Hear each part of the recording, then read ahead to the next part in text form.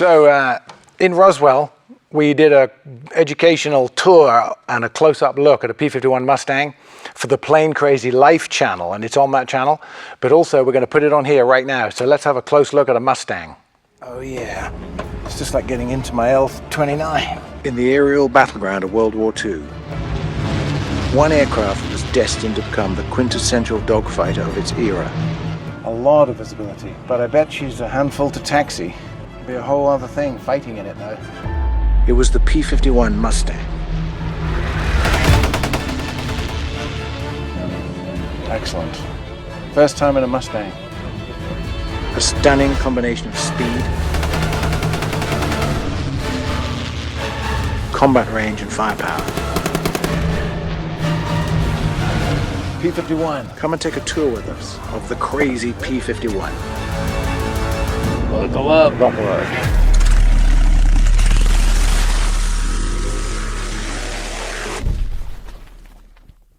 Today we're going to show you a P-51 Mustang. We're standing in front of it with the Plane Crazy guys and with Fred Bell, the vice chairman of the Palm Springs Air Museum. So, hello. Fred. How are you? It's good to see Thanks. you all. Yeah.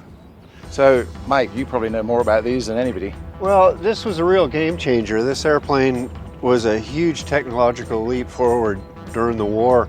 Went from radial engine to the cooled V12, which was a huge reduction in drag, went to a laminar flow wing, and the amount of time between the original concept and the first airplane flying was ridiculously short. It's just a really fascinating airplane. Were those Rolls Royces in this then? Rolls-Royce or built under license with Packard. Why Rolls Royce? Why the British engine? Well, what happened was the Brits got the early P-51s and they had Allison engines in them. And they didn't have that horsepower. They didn't perform very well.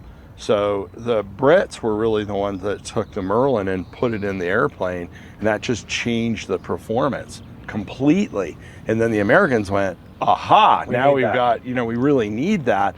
Remember, they were up against German V12 liquid cooled 109, which was a DB601 engine, which was inverted. This is not an inverted engine, but those 12-cylinder engines were the power plant of the day. Okay. And so this really was, when they talk about the Cadillac of the sky, which was the nickname of this aircraft, they really were the apex predator. It had all the horsepower, the altitude, high altitude, and range. The big issue for the Americans was we were flying into Europe and we with those B-17s, and the Germans were really good at air defense.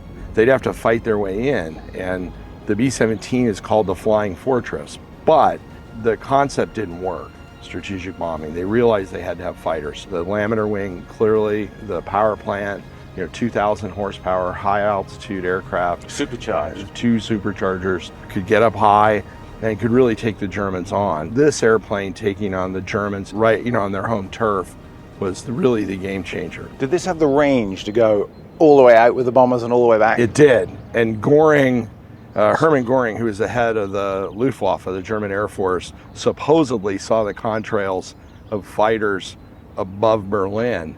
And he said to this is a famous quote, but he says, the jig is up, because at that point he realized that they were going to have to take on not only these bombers, but their fighter escorts as well. And it was not fun for the Germans from then on. So there's a phrase that you may have heard, it's balls to the wall, and it actually refers to a fighter maneuver when you go balls to the wall to engage in battle. There's another fun one, which is you give them the whole 9 yards.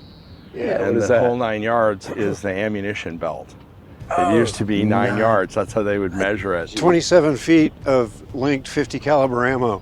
Yeah. These guns come out to a cone in front of the airplane. At a certain distance. So at a certain distance,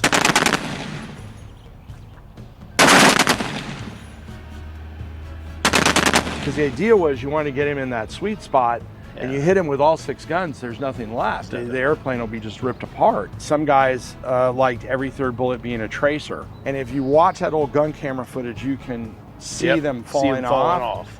Also, another thing about weapons is cannons versus machine guns. The 50 caliber machine gun, and this is my opinion, was superior to the 20 millimeter cannon. And the whole reason for that was the rate of fire. You could get more lead on the target with a 50 caliber machine and fired faster. And then the other thing is the kinetic energy of the round was such that it'll go through anything. I mean, it's a 750 grain bullet. Yeah. And the rate of fire on an A&M2 is about 750 rounds a minute, but you got 6 of them. The Germans went with cannons, which is bang, bang, bang, bang, slower rate of fire. Now, if I hit you with a 20 millimeter cannon shell, this is just an estimation, it's a big round. The Germans were after bombers. So they wanted a 20 millimeter cannon was very effective against a slow moving bomber. Heavy. I think one of the reasons why the Americans were successful was that they took a weapon that had a higher rate of fire and was just more efficient. They basically would tell them, take the bombers to the target, then you're released, go down on the deck and shoot anything. So all that gun camera footage you see at P-51s where the trains are blowing up and the trucks are blowing up. Pretty impressive. The Germans brought in the jet late in the war, wasn't really effective.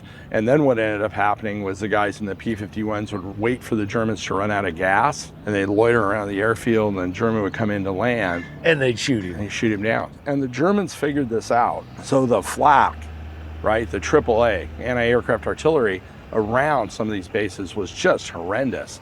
And a lot of these guys got shot down. How many are flying? Probably registered today a couple hundred. I would say they're the most plentiful warbird around. I like engines, and I like the sound of engines. So when this plane flew some aerobatics, I guess a couple of days ago, it looked like he was inverted and just climbing still, just without any problem at all. What's the ability of this plane to climb? At altitude, they get up to about 500 miles an hour. Low level, obviously they can't do that with the denser air, but this aircraft, you know when it's moving because at low altitude, it'll whistle. Pretty cool. I've only seen these from afar. Right. But whenever I've seen them, I've noticed they kind of look like a pregnant guppy. What is that odd shape under the belly? Well, the radiator is down in here. So you have the scoop, and then you have the radiator, and then you have that barn door where you can regulate temperature. There's actually an electromechanical thermostat that you can put the door on automatic, and it will open and close the door based on the temperature. So there were things that they did with this airplane that were really innovative. I mean, it was cutting edge. It wasn't just the Merlin. There was a lot of stuff that went in this airplane. And we went to, in all of our fighters, a high visibility canopy in everything, because they realized a birdcage canopy like the 63, they're harder to see out of. Okay. And so what they did is they pushed the pilot up a little higher so he had more visibility. Is the cockpit in this airplane restored kind of historically correct? I'm sure you got modern convenience. It's close. You see a lot of 51s where they've yanked out everything. This one is fairly close to what it would have looked like. The only big glaring thing is it doesn't have the gun sight. So the gun sight is not in it. Fred, what's the story with Bunny? Give us a bit of history of the background of this particular Bunny was the aircraft is in its colors, this livery is Lieutenant Colonel Bob Friend. He was the operations officer for the 332nd Fighter Group, Tuskegee Airmen out of Ramitelli. Okay. And Bunny was his wife. So Bob flew about 140 combat missions. A great story about Bob Friend was he's flying along at night, and we're talking about the barn door, right? It freezes open. The engine is getting colder and colder and colder, and then eventually the engine quits. And he bailed out of a P-51 twice. This was the second time. And so he rolls over, he falls out of the airplane. Is that the way that you do it? Yeah, you basically, you just fall out. There's no ejection seat. And you got to be very careful that when you go out, you don't hit the tail. Well, he rolled over, fell out. It's at night. He's in his parachute. He's in Italy. And he comes down and he hits the side of a hill. And he slides down the side of the hill, and there's a house there. And so he makes all kinds of racket. So the house lights come on, some light in the house comes on. The door opens, this woman is screaming Italian at him, comes out of the door with this huge butcher knife. And she's running at him and she's screaming in Italian. And he's like, I'm gonna have to shoot this woman. So he gets his revolver, she runs right past him, gathers up the parachute, cuts the lines to the parachute, runs back in the house, and the light goes off. All she wanted was the parachute. Really? And he Why? nearly, Really? because of silk. No It way. was all made out of silk, so she wanted the silk. And so she nearly got shot because she was after his Who got his the silk Mustang? parachute. Who knows? I think that was the smoking hole in the ground, that particular one. Oh my goodness. I asked him a lot about what happened to their airplane, and most of them, he said, as soon as I landed my airplane, they cut the tail off of it. So the red nose is Red is there nose something is to in that? Every fighter squadron had identifying marks on their aircraft. Okay. And when the Tuskegees got to Ramitelli, all they had was red paint. So they did this on red paint, and then a little pro tip, if you look at the trim tabs on the tail, that will give you the squadron of the aircraft. One of the things about this airplane that is unique, and it's probably, I think it's unique for any of the Tuskegee aircraft flying, is Harry Stewart, Bob Friend, a lot of the Tuskegee Airmen have signed the tail and they've given their unit.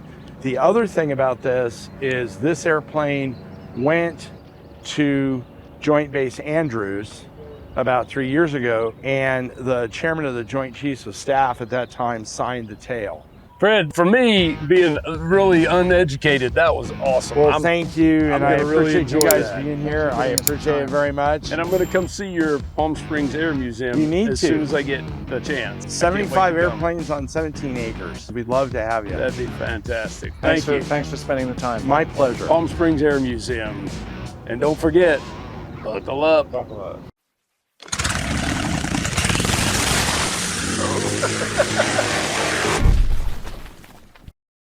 My husband is Plane Crazy. It's probably going to be my favorite shirt. I really don't want to just hurt your feelings in any way. If you're living a Plane Crazy life and you want some merchandise, this is just a sample of it. You name it, we're going to have it on the website, www.planecrazylife.net. So we had a close-up look and a sit-in and a talk about the history of Bunny. It's an excellent P-51 Mustang. So thanks very much for watching. Like and subscribe, and we'll see you on the next video.